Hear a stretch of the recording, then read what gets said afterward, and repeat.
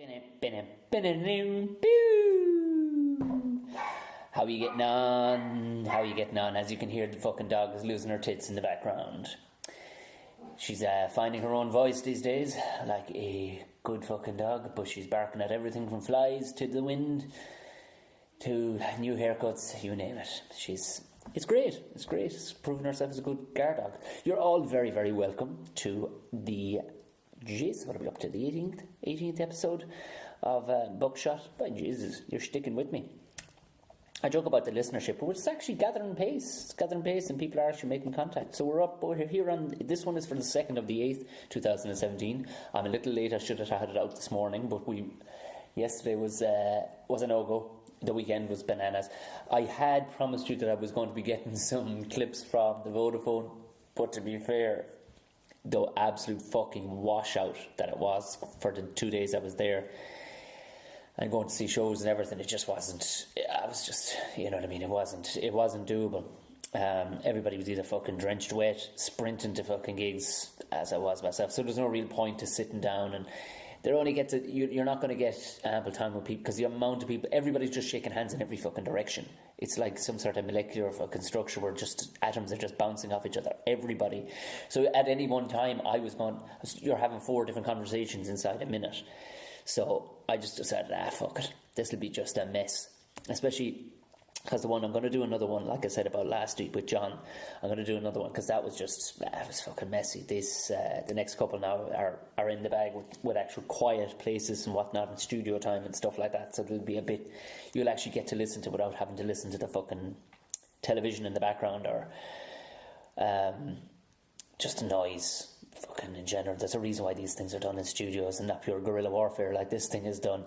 But you're all very welcome, no matter whatever platform you're listening to this on. When we put it out on SoundCloud and iTunes, but it's like I said, it's on bunches of other ones. But just may as well. Those are probably 2 of the better ones, really. I suppose just to subscribe to it, share it, tell your friends, rate it if you really like it. Getting you through your work day, work evening, driving home, whatever you're doing. Sitting in the bus, some smelly fucker beside you. You're just kind of going, yeah, do you know what, Tom, give me some of that good stuff. So I won't keep it for too long. This one is Gearoid Farrelly. Just telling you about the weekend. It was great crack at the Vodafone. I was in there, got to hang out with TJ Miller. Ended up with his pass. I'm not entirely sure how that happened, but sure, look, these things do happen. But of the week gone by, the gigs were a good crack. I was telling you I was going to be hosting in-jokes for Colm O'Regan at the Patriots Inn with Aoife Dooley, Al Porter and Kevin Gilday. It was a fucking smasher of a gig. Oh, good God. Anybody who went to it, if you're listening to this, it was just fucking delightful. It was an absolute delight. What a gorgeous gig. It was just real, like, you know what I mean? There was, you know, they were just a fucking intelligent people. It's always fun when you're playing to people that are smart and know comedy. They were comedy people, and that's not to be snooty about it, but like, they knew by that, what I mean is not like they fucking, you know, there's a hierarchy, but it's great when people who go to live stuff kind of know their roles. And they're like, oh, I know when to laugh. You know what I mean? Because it makes life fucking easier on everybody. But everybody had an absolute smasher. Aoife Dooley, she's new to the gig. She's an illustrator, and she has a book of, I think it's more of it's a humorous book, and it's called Your One Nikita. Big following, in fairness, for a young woman, and she's very, very funny. Her stories were very, very, very good. They were just real affable, nice, you know, nice woman. Thursday night, oh, what a fucking laugh. Oh, Jesus Christ. We went over to do Jerry Staunton and Danny O'Brien's gig over in Castlebar. If anybody's out west, there's a monthly show actually after popping up. Oh, fuck. Is it the Bridge Inn? It's Castlebar Comedy Club. It's the only one. But what a venue. What a fucking, like, they met the guy that owns it. Everything was just, it was glorious. You could tell that the venue were so behind the promoters. The audience, it was sold out weeks in advance. But everybody had a smasher, it was grand, but there was a moment of glory. Now, this is going to make me sound a bit dickish, right? But there are strange people throughout the fucking world, no doubt. But this woman, she's probably she gave herself up to mid-50s. I would have said like maybe 40-odd, 50. But I went on. It was myself, Totally Wired, and Paul Marsh. We flipped. I says, I'll go first. And these are new to comedy people. Like, so sometimes it takes them a bit to kind of get used to what to do, because sometimes somebody talking directly at you from a stage can be quite shocking to the system, like, especially when you know everybody in the room too, so there's no anonymity. Like, you know, if you find something very funny but you're worried about them next door, what they'll think if you find it funny. So it was grand. We good crack. We got people on board. And I think I was talking about something mythical, about mythical little old women from Mayo, with hairy beards and stuff like that. Just silly talk, just to get people kind of in the mood. Paul mentioned something about his mid-40s and stuff, and this woman decided to make it her business to come over to the two of us at the break and kind of half scold us, you know, like she saying to me that not all women in Mayo had their hair in their chins. I was like, yeah, obviously, Jesus. I never even directed it to anybody in the room. I was talking about mythical little old women the last time I was in Mayo. And she kind of went at Paul about being in her, you know, people can have fun in their 50s too. It's like, yeah, I wasn't talking about you, I was talking about myself. Or I wasn't talking about even anybody in the room, it was all about me. There goes the fucking dog again.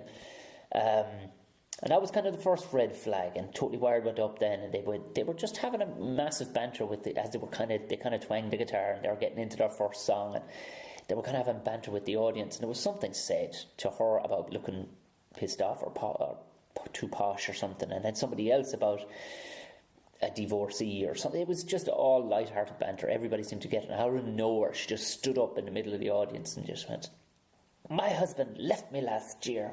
Fuck this shit. I have no time for this shit." It's like, oh my good God. The whole place is like, what? It was, of course, being the complete asshole that I am, I laughed so fucking hard that half my pint came out through my nose. It was just, it just sent me over the fucking edge. It was absolutely glorious. But the boys, of course, she was an out-of-towner too. It said everything when our three friends didn't go anywhere. They all just put their heads in their hand going, what the fuck? Well, it wasn't like she was particularly drunk or anything. She just snapped. She just assumed everything that was coming out of anybody's mouth that night was about her.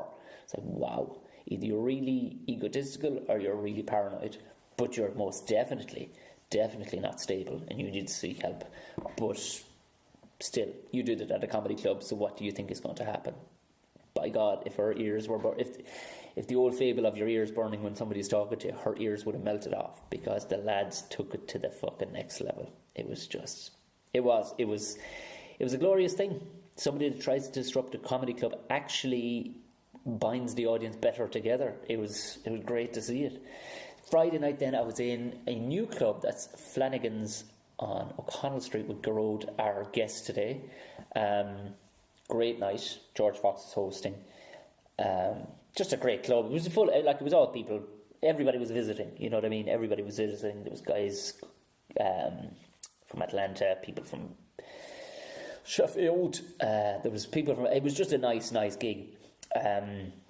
But Saturday, I don't know if anybody follow me on this. If you want to see it on Twitter, most of you probably will, or whatever. It's Buckshot Pod.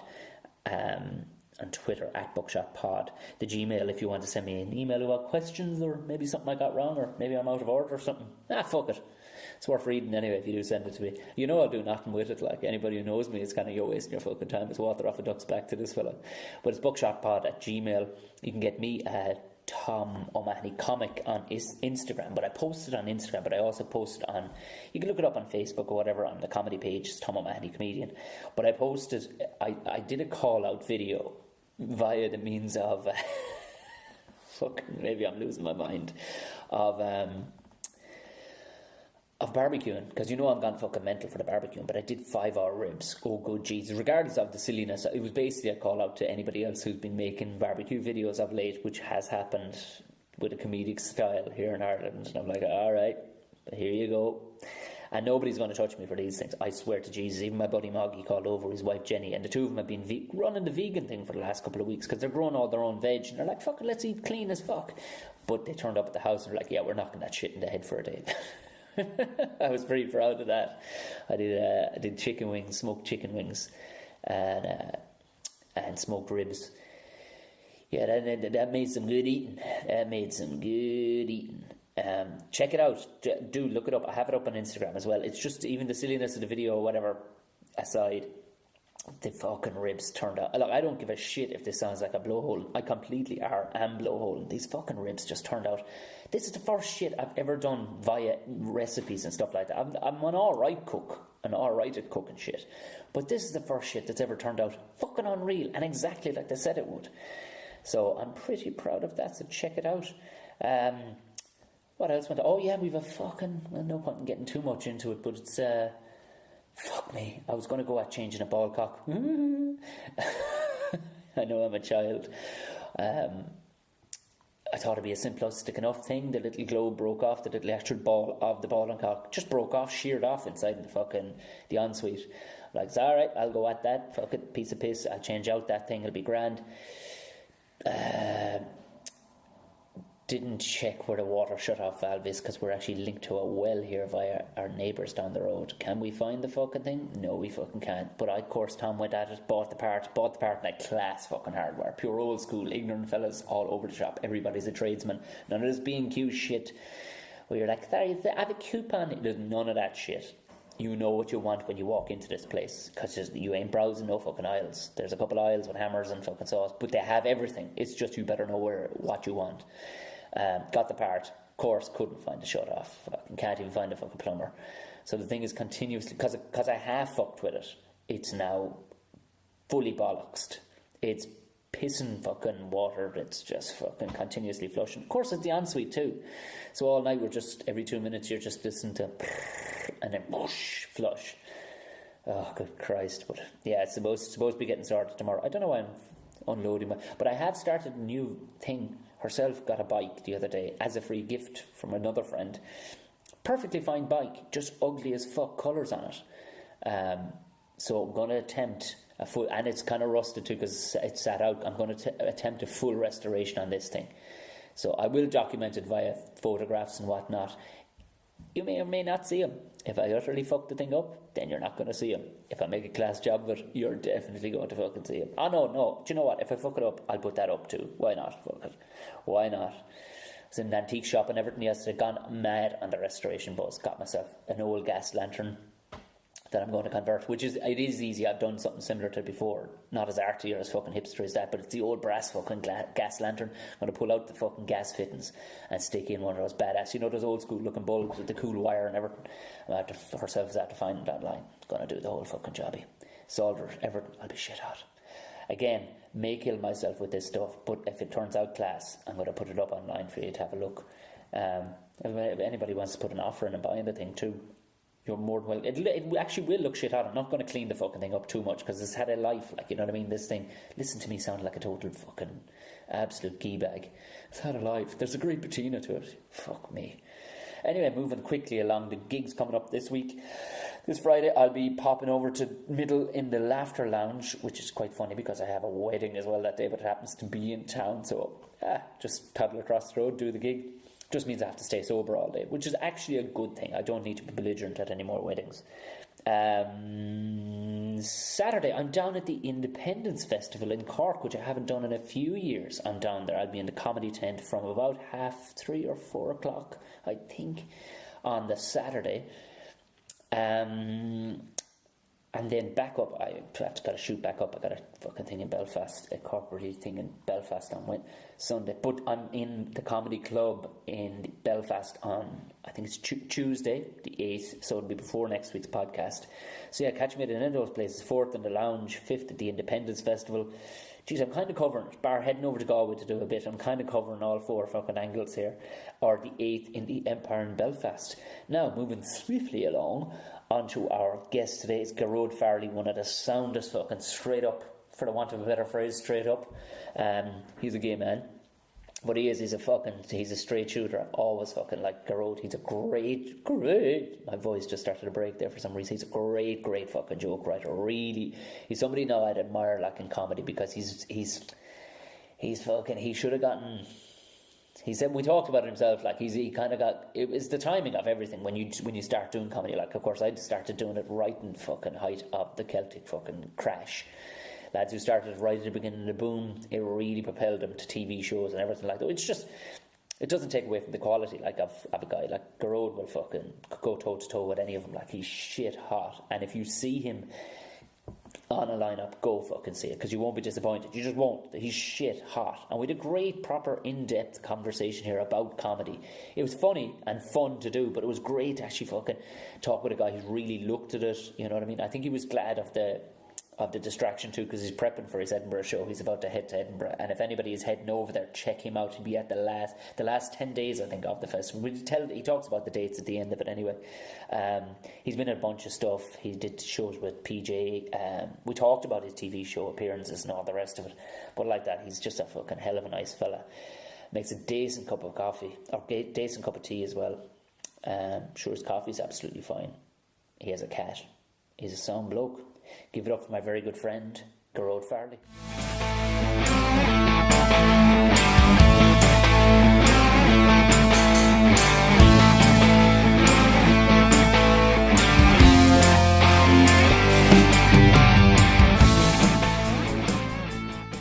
Hey, thanks very much for doing it too. Oh, no problem. Did you purchase croissants?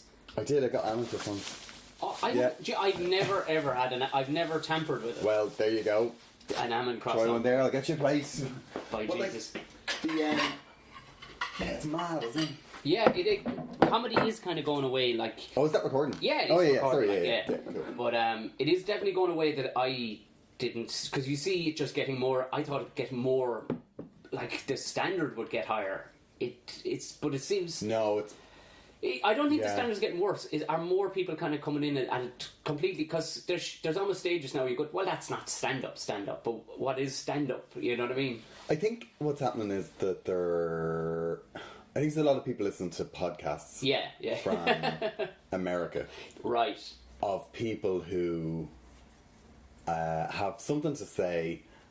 You know, like things like Yeah. Mark Maron, who you kind of Yeah, get the impression yeah. sometimes that he wrote his show that morning. Yes. Yeah. And then he yeah, went yeah. on telly to do an hour, like. But that's different because he's Mark Maron and he has this, like, he's got this currency that people know him, they know Yeah. what to expect. But oh God, I mean, I did a gig there last week where I just saw this guy go on and he was talking about how he was an open mic. He was like, Yeah. I'm back after a year and a half, and I was like, Where were you? thank God. Thank God. Thank We've God. been fucking We're waiting. saved. Everything's fixed.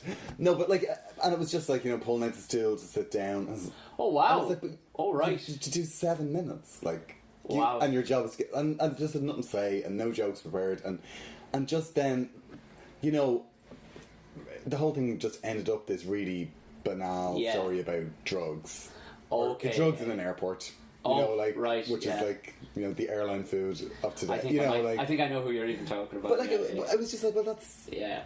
Like, I'm sure it'll be very good, and I absolutely admire his level of confidence. But I kind of felt like, well, there's an audience here, like they're paying. Yeah, there's a whatever it misplaced was. level of confidence too. Like I almost got somebody, for the want of a better phrase, millennial style people. There was a gig not so long ago, and it was a gig to promote a show that I was doing later on or whatever, and I went up with to do 10 minutes. Open spot, 10 minutes. You know yourself. Yeah. And you basically pull the trigger and just light it up for 10 minutes because you're, well, this is the greater. But I would always have that kind of notion that if I'm doing 10 minutes, it's a. Yeah, you should be killing it. Yeah. You got to be. If you're not killing at 10, then you've Yeah. no business doing 20 or an hour. No. But there was almost a level of when I was chatting, Yeah. when I came down afterwards, it was like. I get that. do you understand? You Yeah, I totally do understand know. that. It's like you go in. What were you doing that for? Because you go in and you belt it out because the reason you're doing. A 10. You know, the reason you're closing a club that has, 10 open micers on before it Yeah. is because you've got new stuff. Yes. You want to get, yeah. or you want to plug something, or like you're not doing it because you're like, I really want to do this. Yes, yeah. You're doing it because. Well, it's not a show. Yeah, there's an end. It's like, Yeah. I'm going to go in this, I want to make them like me in the sense that if they don't know me, they might come and see me some Yeah, other time. yeah, and yeah. also, I want to see if this new 5 minutes that I spent, the past 2 days working on is there anything in it or is it just crap? Yeah. So you want everything around it to be good because you're trying to mimic the environment of if you're doing your own show. You're okay. So you work hard, and then when you drop the new stuff in, you're in that like. You're already in good. white heat zone where you're like, yeah. you know, completely focused. And then, so you're probably in a better position to do a good gig than you are if you're anywhere else where you could get a bit complacent. Like, so, but then there's this, this was a really relaxed vibe. And Yeah, it's like, no, like, none of you have done any work. Yeah, like, stop letting really, yourselves off the hook. That's like, really what a lot of it is down to. You haven't done the fucking work. Yeah. Like, I mean, if you haven't, and if you all haven't done it, then you can feel good about it. But it's schoolyard mentality. it is a little bit what I mean? like, and I almost felt a little bit like, you've ruined the gig. Even though I had though I had a really good gig and they all enjoyed me. So you go away from it. It's really weird to go away from a gig where you've done a great gig. Yeah. Feeling like you've done a bad gig. That's exactly what I was talking about. I went on first at this particular gig, and it was one of the people wouldn't be a millennial, but he definitely would be in that vibe, man. He'd be way cooler than cool, like. And it was kind of like, what the fuck was that, Tom? Yeah. Like, you know what I mean? It's like, no, I went up there for a 10 spot at the opening of the show when the MC had kind of only gotten him up lukewarm. Of course I'm gonna fucking like, you it have like to, it's me on Expo all the time, like, so you have to kind of. You see, I do think what has happened is that I think what has happened in Dublin is that we, as much as I find this absolutely unbelievable, is that I feel like I'm part of the old guard now. Yeah. Like, I think there's been a change in the guard, and I think that everyone at my level has either emigrated, emigrated, or they have stopped, or they've moved to, or that they're touring, or they've moved into something else, like radio. Like, and there's been a lot of that as well. So I do think that if you are still doing stand up for stand up's sake in Ireland, I think you're either very new or you've been knocking around 8-9 years. There's kind of like that middle ground is sort of gone, because I think that there was a middle ground. Like, there's a whole group of us, I think, that didn't push through. The way, absolute main. You know, the way that people did during the Celtic Tiger. Like, Yes, so there was things like, you did your time on the circuit, then you got your tellies, and then you pushed through and you started Vicar Street, and then you were touring act. Yeah. And I think then there was a few of us that kind of came in at the end of that Celtic Tiger thing, and we started to get the tellies, and then all the shows were.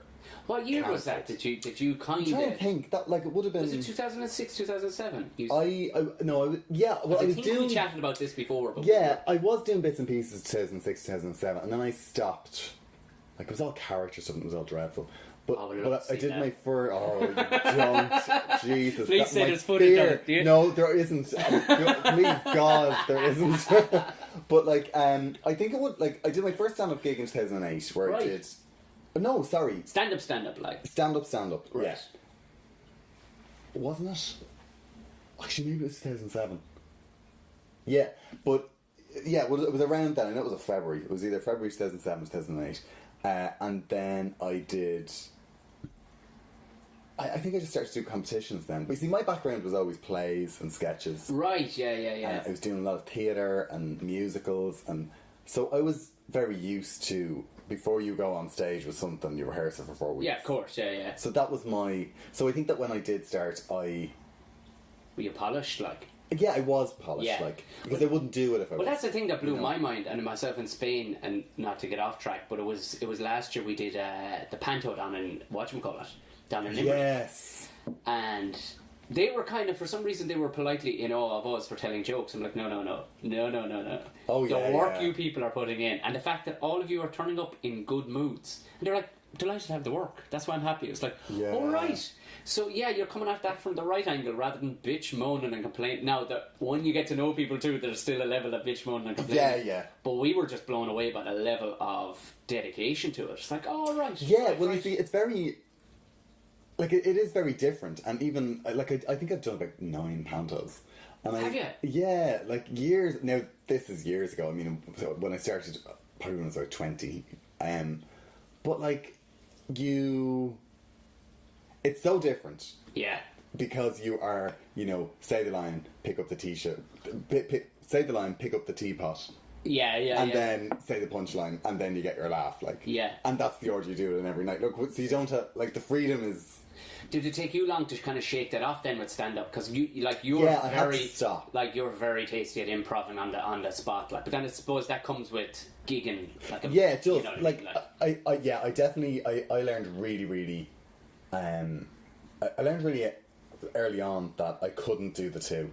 Yes, Like, some people can straddle it, like, but I found that me on stage was too different to. I felt if you walked on the way you're supposed to walk on stage, it's like super confident backstage. People were like, "Who's this cock?" Yeah, like, So I think like, it was just different with stand up. You had to. It was a different mode, and I found that the more I did the two, the more the stand up suffered. I get it. That was where I really wanted to go. Like, so.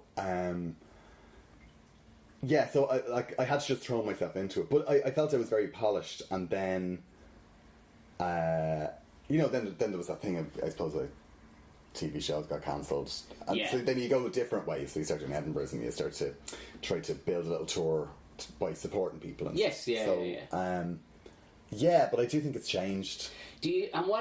What's the key? Do you? I mean, none of us fucking know what the key is. Like, but is there a level of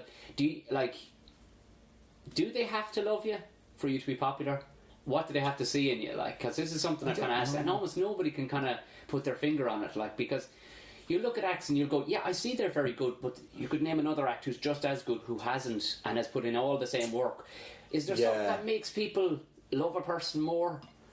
No, I think that if the material is good, people will like it. But the starting point is, why should people listen to you? Yes, and I think I never had that problem, because when I started, there was no other gay comic. Right, Like, there was no other gay guy anyway. Yeah. I think Sonia Kelly was doing stuff around the same time, but there was no other gay guy. Doing stand up on the circuit that we would know of. I'm sure there was people doing stuff in the UK and stuff for sure. No, I mean, just in Ireland. Okay, I mean, in the Irish stand-up clubs. Yeah, I suppose there wouldn't. Like, so I think that people, when I would go on, they go, "Oh, right, this is just different." So that they immediately would. It just makes people listen, I think. And also, I think around the time that I was going, like, Alan Carr had really taken off. Right, So there was a real. There was a want for it, really. And so I think I had that. So even if you weren't gay, you would have put on a cracking act, like, you know. Yeah, exactly. Somebody should have done it. Somebody should have done it. I just. But like, and I definitely think that. So I definitely think that the start was easy because, one, I was polished, and two, I was just different. It was just a different thing to, like, I was always on the bill with like 3 or 4 guys. I was like, oh, this is different. This is right. That first. You could have done with being black too. Jesus, I know that. You would have went through the fucking roof. Or rocked up in a wheelchair. I was going to say a club foot as well. Yeah, carry me up. Would they never, like? Do you know what? In all the because I know you've played some class gigs, and I suppose we'll get into it, but you can never it keeps you grounded though, doesn't it? Because I mean, do you remember the night we drove for fucking ever down to Kerry? Oh my god, man, that was. And the two of us just looked at each other driving in, walking in. Oh god, what the hell? Now to clear up this one, ended up being a great gig in Mike the Pies. But absolutely amazing. Looks can be deceptive. I know, like, you walk in and you go, this just can't work. Yeah. Like, and that wasn't somebody just going, can a comedy gig work there? That's people that have done gigs in terrible places. Yes, and it wasn't even the place, it was just like the setup. You go, well, the bar's right there. It's a little stage, and people enjoying their pints. You're like the unwanted jukebox. Yeah, it's all signs point to this. No, these people are going to hate me. Yeah, these people. And then it was. But it was brilliant. But the discipline they had to just go, all right, showtime, and everybody, the lights changed, everybody turned around. And it had all changed. Yeah. Even to the it was funny because those people, they wanted to throw out it was a gang of drunk English women came in. Do you remember that? Yeah. And one kind of half stormed the stage exactly. by accident, and You're like, your PS is fell. She was just looking for the toilet. Like. Yeah, you're like, yeah, I think you're barking up the wrong tree here, sweetheart. It was perfect. It absolutely annihilated her. Like, it was gorgeous. Oh my god, yeah. You'd wipe that from your memory, hadn't you? Yeah, Yeah. I do. I just remember it being an absolutely unbelievably brilliant gig. Yeah, Because. yeah. Because and I was sitting there the whole time going, please, can we just start? Can we just start? Because this is like as it went on and on. It was Knowing like, full well we had another 3.5 hours to go home. I know. Yeah. God, yeah, and it was great. But like that, I suppose that's the. I think that's the thing that's compelling about comedy. Yeah. Is that you never know. You can never control, and you never know what you're gonna get. Oh, like yeah. every time you go up, the parameters can be absolutely perfect. The room can be perfect. The night perfect, brilliant atmosphere. Yeah. Everyone's doing well, and then you just go and bomb, and you've no idea why. And then you will You'll blame everything. the next night you'll do it somewhere else and be like, smash it. brilliant. Because there's one actually that you're going to love.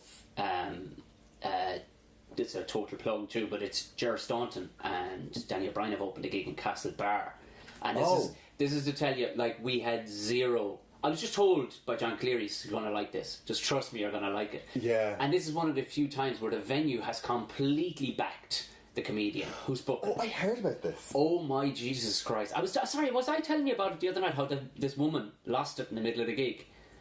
Was I? Yes. Yeah. You were, because I saw Ger something the other night. You're but going to love the place because he's going to have you over, obviously. Because this place is not going to fail. They've already pretty much sold out for next month. Oh wow! They put the tickets on that night for the following month. Printed tickets. It's a brand new venue. Like the bar is and doing well. The guy's a really nice guy, and he went, "No, I'm going to put whatever it takes behind this comedy club." Yeah. Do you know what I mean? And people that do that, they get the reward. They do get the reward. They really do. Like, I mean, that gig I run in Knoll. Yeah, they made a loss on that every single show for the first year, and they never talked about cutting the budget or anything like that. And then it just people get used to it and it clicked, and then it just sells out every month. And it's class. Apparently it's the biggest selling thing they have. That of theatre course runs, they do. But it's great. It's a great advert for them for other things too, because other people comedy is a good entry level for people who aren't used to going to live stuff, and you can see people, the people in the audience that have never been to something live before, and they're looking going, what? This is moving TV. Like, yeah. But because that Knoll gig, I remember the first time, that was a total enigma. You were like, Tom, it's in County Dublin. I'm like, sure. All of a sudden you end up in the sticks, which is glorious. Like, cause I'm back in my like this Hiluxes parked up on the side of it, and I go in, and it was mad, like, because they don't have a beer license. People can have wine, but people go across the road to get their pints. Yeah, and bring exactly. them in. That's how you know that the break is finished. Is you see them all. You see like St Patrick's Day parade. They're all coming back with their pints, and then they all bring the glasses back after the show. And then they have the theatre has a bell, a school bell, to ring people out of the pub to come back to the show. And even that night, it was such a cracking night. The first night, and it was.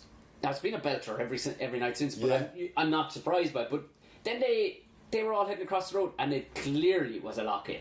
There was clear.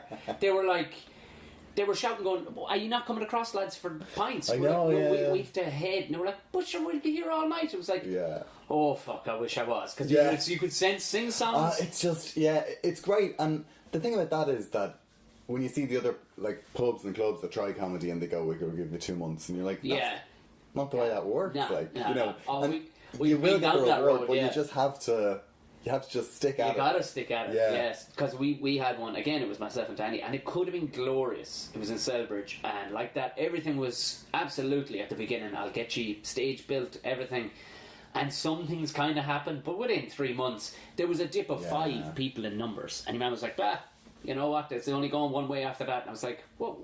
Yeah, No. what? And I mean, but And Selbridge, you think, like... Yeah. Or places like Selbridge and Luke and all these big sprawling it's huge. suburbia. 15,000 people. Huge catchment areas. Huge, but like, you know what I mean? It's there, but there was actually one in Lucan at one stage. I don't know, did you ever do it? It was underneath a restaurant. It was a gorgeous little. I think Gary Lidge ran it for a while. But the guy Keith Kenny is his name. He doesn't have it anymore. I don't think he's got another place. But he used to cook for the comedians and do like ultra. They used to do like fast food, but do it in Michelin star standard. Oh, it was ludicrous. Ooh. You'd get to the gig 2 hours before. I did it about 4 times, just for the grub. When you get good food in places, a few places around that you do go early. And Yeah. This would be lovely. I actually did one in a tapas bar in Killorglin with what was Joe Rooney. Oh, right. And Joe even said, "I get down early to this town if you like tapas." It was out of this world. Lovely. It was always outrageous. It was out of this world. I love gigs like that actually that gig in Rathout is lovely. The theatre. Oh The theatre there is incredible, and DeBarris in Clonakilty as well. I haven't done DeBarris. I heard good. The food is unbelievable, like class. Yeah. Now you've we're just to get off weird gigs. You supported Joan Rivers, man. Yeah, God, that's kind of like my that's my party story. But it's a great story, though. That is a great story. It's a great story. Yeah, I mean, God, when I think about it now, it was such a strange thing to have happened. Like, and even I didn't. I'm gonna munch into one of these. Like, I didn't even use that the way I suppose I should have used it, but like. It was just, I did 3 gigs, I think. I did 2 Vicar Streets here and I did a gig in Brighton with her as well. Right. And, it was amazing, like, because she's a living legend. But it was kind of like that thing, though, you know, the Vodafone Comedy Festival, where you're walking around, you know, in the VIP tent and you're talking to whoever you see on Netflix. Yeah. You know, so dealing with famous comics, you get very used to it. Like, you almost get a cauliflower ear to it. Like, you don't feel it anymore. You're just that's so-and-so who does that. Yeah. But with Joan Rivers, it was just kind of, it's like, holy shit. Like, she's been around. Like, and she's also a great host.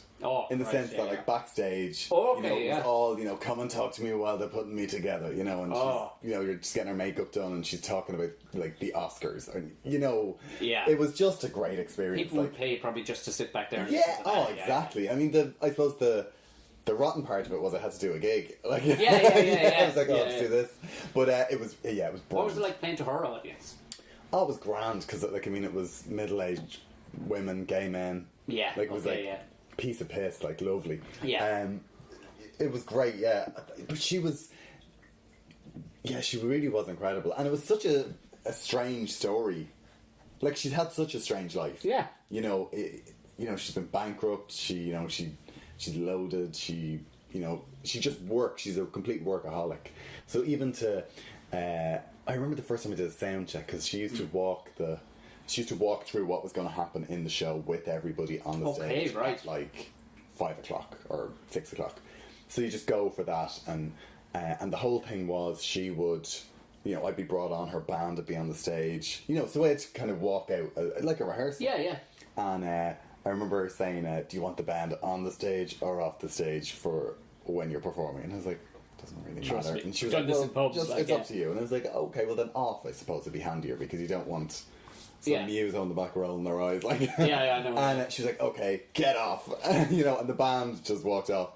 And then she said, now you realise that they will have to come, they will play you on and then have to leave while you're on stage. And I was like, oh, okay, then, you know, just leave them. It's fine, don't worry about it. So she went, okay, get back on. So the band just came all back had to on. walk back and I was on. like, sorry about that, lads. And she said, never apologise. Really? Yeah. Wow. Never apologise. We're in charge. Like, it was. Wow. Yeah, she was brilliant. Like, she was just, but even she was, like, she wasn't that person. She was saying it, like, with her tongue in her cheek. Yeah. She was just, like, even we were walking through, this really funny thing happened in Brighton, where, she, you know, the entourage was bigger over there because she had, they were filming a reality show. Okay, right, yeah. And this whole gig was part of one of the episodes. Yeah. So, we were walking through the foyer, and the whole place had been emptied out at this point, and she went over to, like, where they have hot dog stands. You know, 'cause this is a big, it was like the Point, I suppose. Right, yeah. So they had these, like, hot dog stands, and she picked up, like, the mayonnaise and the ketchup sachets, and she was like, sometimes I wonder if I'm missing anything. I don't think so. And she just threw them right down, and it was gas. Well, like, down the she was just like, I don't know if I am. And then she had this guy with her who, he was supposed to be the security guard, and he was very obviously, like, Brighton's biggest Joan Rivers fan that happened to work for the Brighton set. Right, okay. Like, he was just a massive fan. And, but he was quite short. Okay. And, so he was, like, with her the whole time, and she kept saying, have you met security? Like, because he was like, and it was just really funny. And he was just crazy about her, and she clearly really loved him. And same way you'd love a dog. yeah, it was just, it was so funny. And even when we were getting out in the coach to bring us back to the hotel, you know, he was really upset, like, because he was like, it's been such a wonderful experience to meet you. And, like, she bought him a watch, like, Oh, Jesus, she right, hadn't bought, she had the, you know, the Joan Rivers collection. She like literally has these things and doles them out to everybody. Like, she gave him a watch, and he was all emotional. And he was like, I can't believe I'm not coming with you for the rest of the tour. And she was like, I know. What if something happens on the bus? Like, it was just so funny. Like, but it was a great experience. Like, and I suppose career-wise, you know, it looks good on the CV. Oh, it does, of course. You know, but that said, I didn't do the things you're supposed to do with all that shit. what like, do you send a press release? I know, but I mean, It was really funny actually because this weird thing happened. When we did the shows in Baker Street, right? We did the shows in Baker. It was my birthday one night. It's just okay. That was one of the nights, and they. So I actually had tickets. I was to meet my family, and then I was to go to. I think I had tickets to a gig, Kelly Clarkson's. I don't know. Right. Yeah, it was Kelly Clarkson.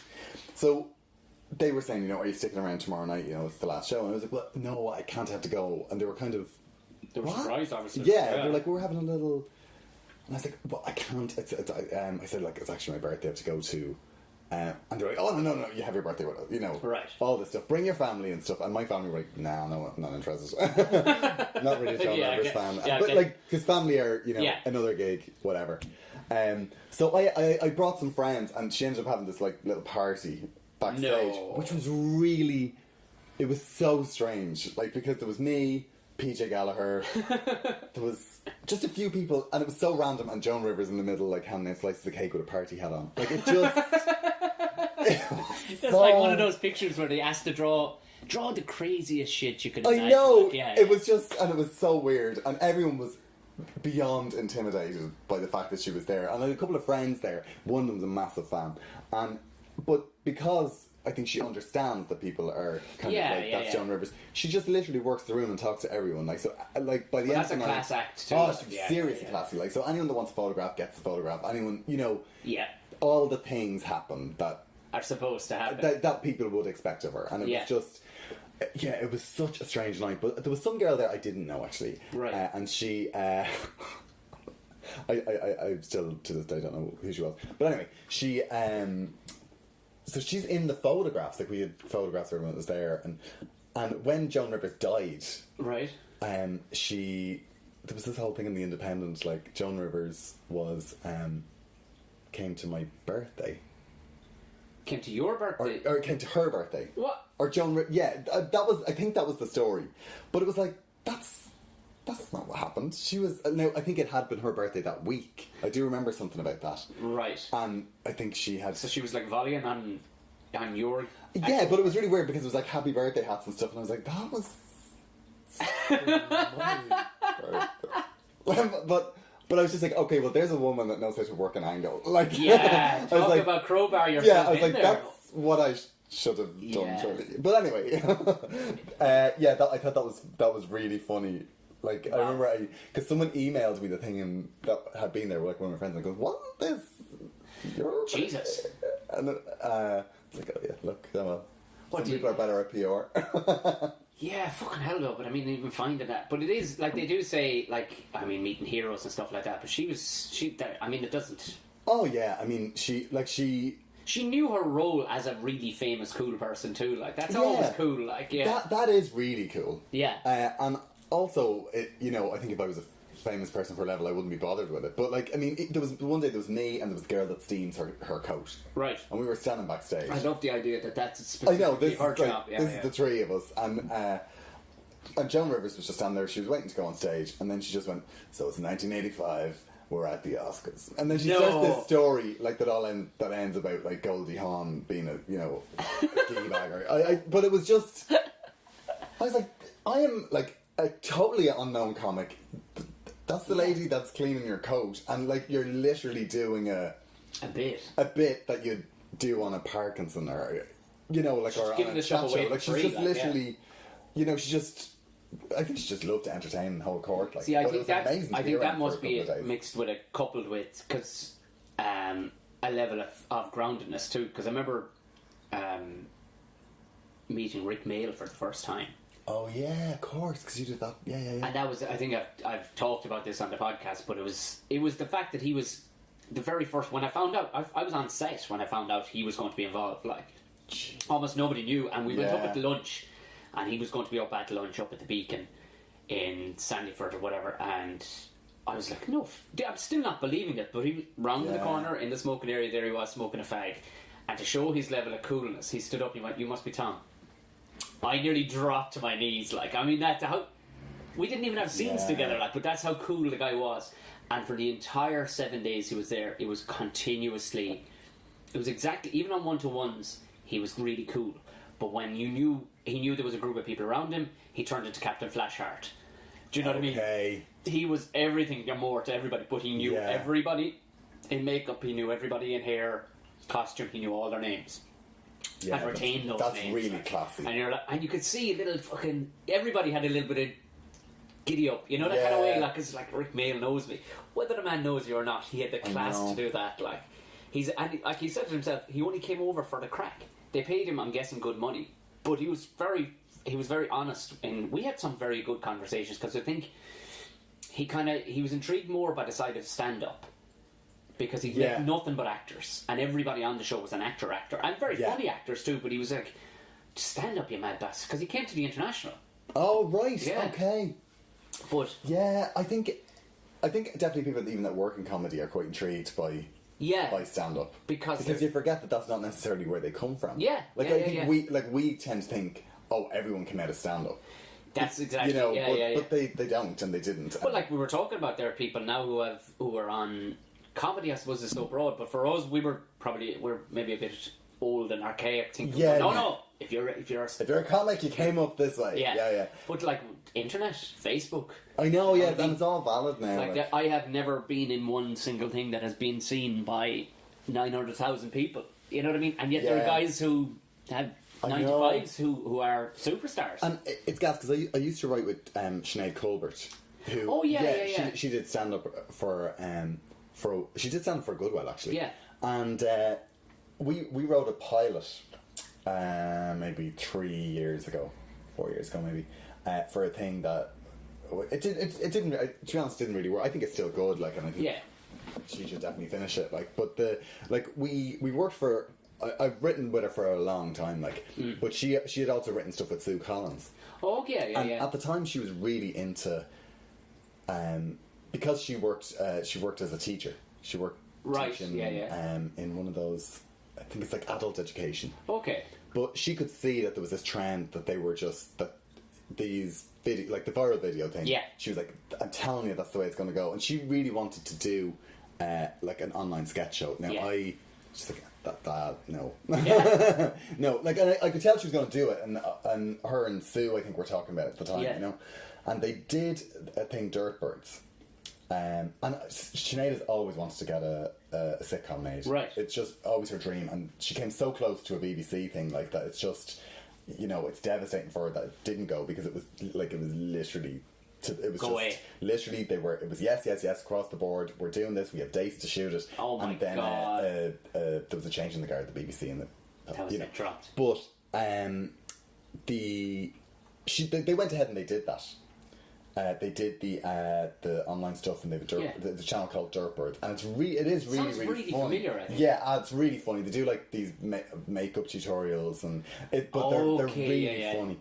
And I went to see their live show there last week, and did it translate? Oh yeah, they absolutely ripped it. And like, Sinead was a brilliant. I suppose it helps too that she has come from a comedy place before too, like, you know, a stand-up place. And she did 15 minutes of stand-up at the top of Act 2. Okay, absolutely destroyed. Like, I mean, Jesus, it was brilliant. And I was talking to her in the dressing room afterwards, where we were talking about telly and stuff, and I was saying like you've cracked it. Yeah, like, you're selling out big rooms now.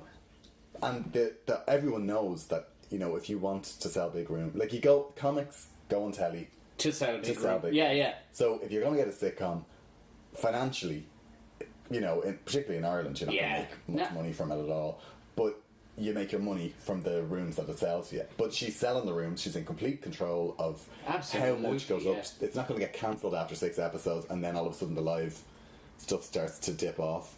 But that's what I'm saying. Is TV dying then? Like, you know what I mean? Because so. Yeah. I only saw it was one of the guys he owns Water Whispers, and there was something about he just posted. It was an article from one of the high paying. I think it's all over the newspapers today. Who's on what? I think we all kind of had a fair idea who was on what in the way of presenters and stuff like that. Yeah. And they were verifying it because they were saying, well, what's his name? Tuberty gets. Would say he gets 400,000 viewers on a Friday night on the late late. I don't know if it's that, but we'll say it was that. And it was Cullum, the owner of the Water Whispers, just put a post and he went, man, he's 400,000 a year. I get 4 times that in one day. Yeah. You know what I mean? He says, where's this all going? He says, you know, like the reality of it is, it genuinely is. He's getting 1.6 million viewers on a day on some of his stuff, like, and you're going, well, that's still people. I know. It's funny how TV is still... And also, like, if you're going on TV, you are... Like, anytime I've written a few things recently, I wrote with Kathleen O'Rourke. Right, yeah. And we've written 2 different scripts there recently. And there always comes that point in the whole process where you have to go and start bringing it to... Yeah. Or where do you actually want this to go? Do you want to bring this to RTE, or do you want it to... You know, and when it gets to that point, you always just go, oh... Well, we made a backup plan. I wrote one recently. Now, it isn't a drama or comedy. It's a bit more... They wanted just more of a premise on it, and it's gone to RTE. But we've also put a backup plan in place that I don't really care if this doesn't go to RTE, because web series is where it's probably going to go, because the sponsors have already teed themselves up for a few of it, because it's one of those shows where it will lend to sponsors. Shameless, almost tongue-in-cheek sponsorship. So they've already gone. So, I mean, and it doesn't really... Because I know what will come out the other end. If it goes to TV, I'll still probably make fuck all money anyway. You know, not massive, you know. I know. I mean, I just think that people aren't going to watch... I think it's unrealistic to expect that people in 2 years' time are going to... That there's going to be some resurgence in TV. Yeah, honestly. I just don't think it's going to happen. No. And I definitely think that things like, you know, all the social media stuff, people are just used to getting their comedy... Immediately. You know, online in 3-minute bits and while they're waiting on a bus. Yeah, that's exactly it, yeah. You know, which... And also, if they like something, they want to be able to watch the next 5 episodes of it. Yeah. That's why Netflix is destroying everybody. Oh, yeah. So I think maybe telly is dying, like. I definitely think telly the way it is. As telly is. For us, like, I mean, I don't... Also, I think there's that situation where if you build up something live... Yeah. Which is kind of the hard way to do it. Yeah. Then what you don't want is to have telly ruin that. Right, yeah. Because that definitely happened to me. Where did it happen to you? Yeah, I mean, that happened to me with the Craig Doyle show, which was it's kind of like a live panel show. Yeah, no, I remember that, and you were on. Yeah, and I did 10 in the first. Like, I mean, he did like 30. Yeah, in the first series, and I think I did 10 of them, or maybe 12 of them, or something. But I remember it was all very because the nature of it was live. Yeah. There were things like 7 o'clock. We were on air at 7:30. And right. It was 7 o'clock to say those 3 things that we decided we're doing. We're not doing them. Correct. Do this. So you're like, I've written Joe. So you're it was on the fly, and then there was because it was live. There were things where someone there was just a few things that it just wasn't a great place for a stand-up comedian to be. It's a great place for a mouthpiece to be. That's what I was going to say. Are you as well in those situations? Not try and just be shouty. Possibly, because that's kind of what I've taken from seeing a couple. Because I mean, on a very smaller scale, I got the first time I was on the 6 o'clock show. It all got blown out the fucking window, and I was completely hung out to dry. I was ambushed, and I genuinely live on air wanted to jump across and just take a man's head clean off. Yeah, I don't need to say who it was, but so I was called back a while later for another one. No way was that happening. Yeah. So the 3 pages of research that they asked me to do on a base, I knew it was going out the window, so I dumped it. I made the decision to actually dump it on air and go, to be honest with you, I haven't a clue what I'm talking about. And I laid in and I sat forward, made it my business. I said, because I watched myself back and went, I'm after getting eaten alive here. I'm after getting eaten alive. And it can happen just because it's 2 sides of something being at cross purposes. Yeah, absolutely. And with the Craig Doyle show, it was they were doing things like there was sketches and there was things like there would be a funny video. Let's talk about the funny video. And it's like, well, the funniest thing that can be said about the video is what happened in the video, and that was the funny bit. So there's no need for us to have a funny It would be conversation about it. completely It doesn't, pointless. Like, unless it was a very straight video, then you can pull funny out. You can't go. What do they call it? A hat on a hat. You can't. You can't go funny twice. Exactly. You know what I mean? But like, what happened to me that year then at Cat Laughs? Yeah. Was it happened 2 or 3 times that people would come to me on the street and go, "You're actually really funny." Oh, well, I thought you were shit because I saw you on that show. So then you go, okay. So then your decision then is, okay, I'm not. The more you go on and do live stuff, the less you want to go. Do you want to go on? You know, say a late show or something come up. You'd be like, that could go either way. Like, and why should I have? Or even if you make something that's bad, it's like, why should you run a negative ad for what pays your mortgage? True.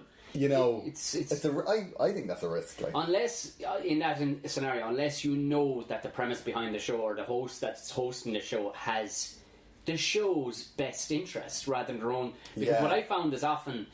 Well, not even the show's best interest. It's actually your best interest. Yeah, sorry. Because the show's best interest could be to have you to die in your hole and the whole thing. Right enough. Yeah. You know, I get you. You do have to be a bit. But you look at how Norton operates. Like, I mean, great Norton. Yeah. Like but he makes everybody look good, and he can hold 4 egos all at the one time, and he has a minor level of self-deprecation on himself. But it's just enough to go, I'm still running the show, but I'm going to make it look great. I mean, that must be glorious to sit down with him. Like, even donkeys, like, you'll see Tom Cruise, like, just... Who can barely, I know, you know what I mean? Who can barely move. Yeah, he never how comes I off, like him. He never comes off looking too bad. I know. Grand, you know what I mean? Well, you see, I think in Ireland, I think there is a thing that getting somebody annoyed is sometimes the equivalent to getting the best out of them. Yeah. Like, so they think if you bring somebody on to an entertainment chat show and you make them... You either get them annoyed or you kind of drop the mask. There's an element of like, well, there. Yeah. I got to see that. Yeah. And that's...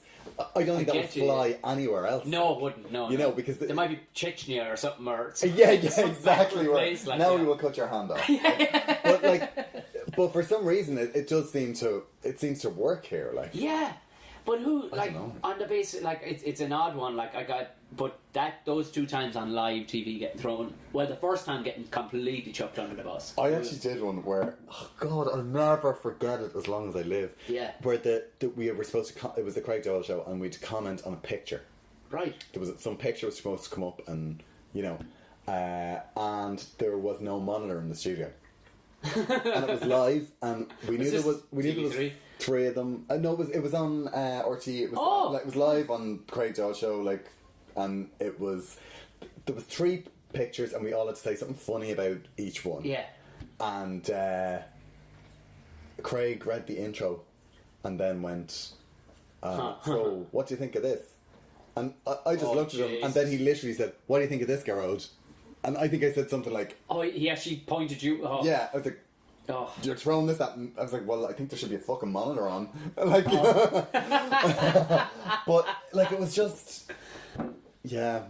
But the problem is, though... Yeah. And definitely, I mean, I would handle that so much different today. Well, that's... Because, you know... And this is I always say this to people that are starting out, is that sometimes you can get something really early. I got a bounce, and I know I did, and I'm sure people said he's only got that because he's a guy, and I definitely agree with that. I definitely agree that when I started, I got a bump because there was no other gay comic and it was different. So immediately telling people, but I mean, gay is an easy thing to say. I mean, if you just happen to be missing an eye too, like that's another weird. Yeah, I think I had a workable normal angle. You know what I mean? Yeah. Whatever's out of the norm that people perceive. Yeah, you know what I mean. I think I had an angle, and I think I had a demographic advantage. So I think that there were definitely things that were thrown my way. That's been diluted a bit now, though. That's the only thing. Yeah, no, very much so. Very much so. But like, I think that people, that stuff came up that I did, that today I would either go, nah, you're grand, or that I would have done a completely different way. Right, yeah. And the problem is that... Like, would you have done the Craig-Owed show completely different? No, I wouldn't have done Or would you bother your whole doing it? No, I wouldn't have done it. I wouldn't have done it just purely because... I was, like, at the time I had a full-time job as well. Oh, Jesus. So it was too much to take on. Where did you say you gave me some great advice, actually, that worked. It actually worked. It was on health insurance. Health insurance. Oh, really? Yeah. I can remember. You know what? I thought you were going to say something about comedy, and I was going to be absolutely fantastic. Oh no, you about give me myself. no. You give me. Absolutely. You just. I give people bum stares left, right, and centre. You pat me on the back, Tom, and said you're at your phone. Too many jokes. Paddle your Tom. own. Take the jokes out. Take the jokes out. Paddle your own fucking canoe, Tom. I've got my own shit to worry Yeah. about. I wouldn't have done that, and I think as well I wouldn't have been as reliant on the prep, like, because I did massive amounts of homework. Whereas now I think if you just go on and you're just a bit clued in. Yeah. Whereas I think you can over prepare, go on and just like, I need to find somewhere to shove this in, and then you're not listening to actually what. Yeah. And if it goes off the can go rails off. any bit at Yeah, all, yeah, like, yeah. I mean, what's the bizarrest? Can you pinpoint? Because I can definitely, I think I can pinpoint. No, I can't. I've definitely two weirdest gigs out of all the gigs I've ever done. Is there anything you can think of? I did a corporate once in Enniscrone, and I'll never forget it as long as I live. I know I will think of that gig on my deathbed. Was it for a company or what was it? I can't remember what it was. I think it was. You know, they do those Christmas parties whereby a table. Each company buys a table. Yeah. So there's all these people that don't necessarily know each other. Jesus. And the hotel were really, we're going to delay you. Whereas now I know, 8:45. That's when I go on. Yeah. Like, if that's what's on the contract, that's when I go on. And that's when you should be serving teas and coffees. If you're not my problem. Yeah. Like, I need to go on at the time that's right, which is like, just, I suppose, when they're waiting on the dessert, or, there's no service going on, and, they're all a bit full or whatever. But I just let it go. I was supposed to be finished at 8:30. I think I was going on at 11:15 or something. And I was just sitting out in the foyer waiting. And then I went on, and they were all at the point where they'd had a few drinks and they were all ready for a night out, and then they all had to be quiet, and they were quiet. I literally rattled around that room for 25 minutes. Oh my God. I will never forget as long as I live. And I was so thrown by it. Now I don't know when this was. This would have been maybe 6 years ago, maybe. Right. And I had to do the one thing I had to do after that was I had to do a raffle. Oh, fuck. There was a raffle after the stand-up. So I was supposed to go, thank you very much, you've been a great audience. And then, do we have a peach 38? And I was supposed to do this raffle, and I was so thrown by the gig that when I started doing the raffle, my brain just forgot how a raffle worked. I couldn't get it to get, like, it's like coming back from Vietnam and then you can't make a sandwich. You can't make a sandwich. That's exactly what it was like. I was pulling out tickets. Oh my God, it was just, I wasn't asking for tickets when people were, it was just, then I had too many winners. Like, I was like, the green for the and blue, and then all of a sudden there was 3 people that had won, but there was no prizes left. I will never forget it as long as I live. And I was supposed to stay in the hotel that night, because there was a room as part of the gig. Oh, you jumped ship on. Oh, I got straight. went upstairs, I threw my stuff in the case, put my hoodie on, and walked through that foyer with my head fucking down. I will never forget it as long as I live. And I stopped. I'd say I drove about 20 miles and stopped, and I had to pull in because I was like, what am I doing with my life? What? How did that happen? I will never. That was horrific. I think that was the worst. I've had bleak ones, but it's odd that they never go against me totally. Like, the people don't go against me, but it was, and I've definitely talked about this one because we've asked about it before. But I think my weirdest, by weird standards, was one I was in. I think it was in Edinburgh, and you know yourself, you get, and that's because the Irish one is completely different. 2 guys had guns at the gig, but this one in Edinburgh was my first ever show, because I think it it rattled me worse than the lads with guns. But it was because they were just in there with being recreationally shooting. They weren't in to kill anybody. They weren't gangsters. They just happened to have these guns. But the one in Edinburgh was this woman. She was first ever show, nervous as shit. I was doing a split show with a guy, and I went on first. There was about 8 people in the audience, middle of the day, and this woman started sobbing, like violently sobbing. Like, and I go, "Oh, are you okay?" I was only doing stand up maybe 2 years or a year and a half, and she went, I'm allowed to have a drink. I went, no, nobody's saying you're not allowed to have a drink. You know, my father was murdered a month ago.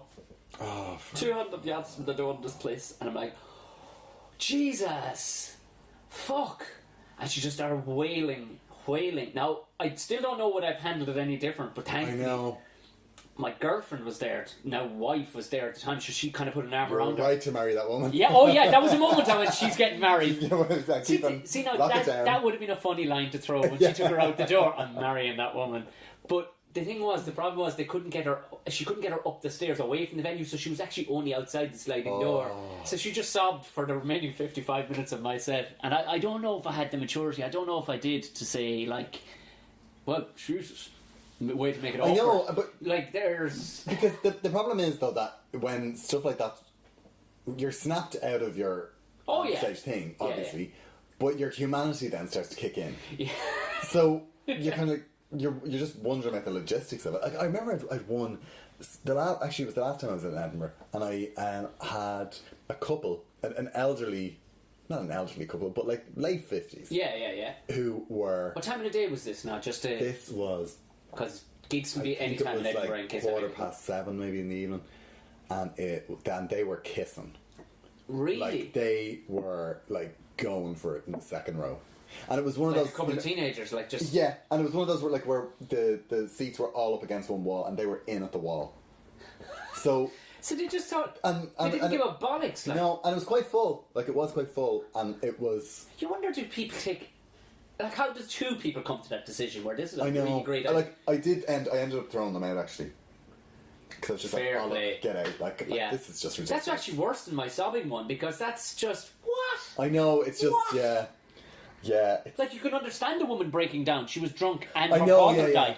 These two fuckos, that had made no sense. Yeah, it was really weird, because then at first you're going, is that what's going on? And Yeah, because you but then it was like really thrown by their age. I was like, that's the equivalent of my man, dad. Like, Yeah, what score in the face of Yeah. each other, yeah. Oh, it was ridiculous. But but Edinburgh, I think, is the place for that, because I think that people that they go for these short bursts, and they are literally seeing 13 shows a day. Yeah. And if you're on at what you think is a killer time slot, Yeah. you literally could be somebody's fifth show in a row. Oh, yeah, like, yeah. And that's like, you're somebody's fifth show in a row on an average Edinburgh visitor. That's not somebody that's an Edinburgh junkie. That's somebody that's going for 4 days, want to pack the shows in, so you will see 3 or 4 days. Plus, people get laughed out too, like, because you'll see it in people. Oh, Go, yeah. that was great, but they're knackered. Yeah. Because they've been to see, like, one guy, he came up, and I swear to God, it was the last time I was there. I was in the pear tree.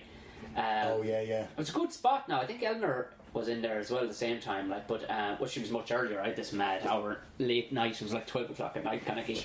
The only thing was, it wasn't as shitty as you think. I got a lot of staff, bar staff and hotel staff coming. Well, the thing I think about those late night shows is I sometimes think that you get I think the people that are hammered at 5 o'clock, or not at 5 o'clock, at 7 o'clock, they're the people, they're gone by 10. Oh, they are, of course, yeah. You know, I do think, I think you get a renewed crowd. It definitely was. It wasn't. But I remember one guy came up and I thought he was asking for my autograph or something, and it turns out he was trying to break a record, and I needed to sign his thing. But the guy, honestly, I remember thinking the whole way through it, he was just on his phone. It was down the back, and you know yourself, you could be in a room with 1,000 people, but one fella's face who isn't laughing, that you'll copy, and his face. And I had a go at him and everything. It's like, yeah, almost like waving me on. Continue on, don't worry about me. I'm quite literally just physically here so I can get through this, because I love records. People do try to break that record. Yeah, the number of shows. I remember talking to a reviewer that was doing it. Really? I was like, that's... And were they reviewing as they went? Because there's no way you'd be able to... Like, even as a review... Like, I don't know. I like, in any world of business or anything, a reviewer at the arts... Or especially stand-up, because it's so subjective. Yeah. A reviewer at that, I can't fathom. It was like, hold on 1 second. Somebody who's never done it is going to sneak in the back, write about not what they thought, what definitely did happen, as a matter of fact, and then sneak off. You know what I mean? In business, if it's in genuine business and you're getting audited, you're going to be told. And you're going to be told afterwards what they genuinely thought of your scenario and how you should improve on it. But isn't it bizarre? Yeah, I think it's bizarre as well. The other elephant in the living room is that a lot of them are just journalism students. Oh yeah. I had blogs. somebody in that described me as not good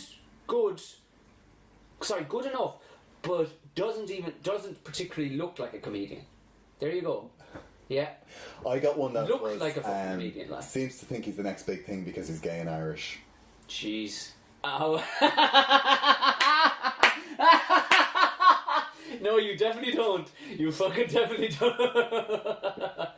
That's not wrong one. It's just like how in the. But it was really weird because what annoyed me about that most was there was two things that annoyed me. One, that was a reviewer that came in, and two people were refunded. What? They had their tickets refunded so she could get in for free with her mate to review the show. Are you fucking joking? No, so you lost two I payers? lost 2 ticket prices. Yeah. So physically, 'Cause she it was took Saturday money out of night. your pocket. Yeah, and the other thing was Then that, she didn't come up afterwards to tell you. Did she? Fuck? no, and the thing about it was that was a great show because, and I will say that, like any Edinburgh run, 25% of them are stinkers or they're pain in the hole. Yeah. Or, grand. But that was a great show, and the one reason it was a good show was I was on top form. Yeah. Because I think it was like week 3 or. Oh, you were we were in the home into it. stretch, were you? Yeah, and all my mates that lived in London had come down. Brilliant. So they were all in the back row. Yeah. There was like, so it was a brilliant show because it was like, oh my god, people from home. Like yeah. it was great, and clearly she hated it. They're essentially like walking bags of crisps. Totally You're fine. Just, yeah. But also, it was like, what can you do with that? So you're like, okay, you have to in Edinburgh. You have to walk out, and you can't be.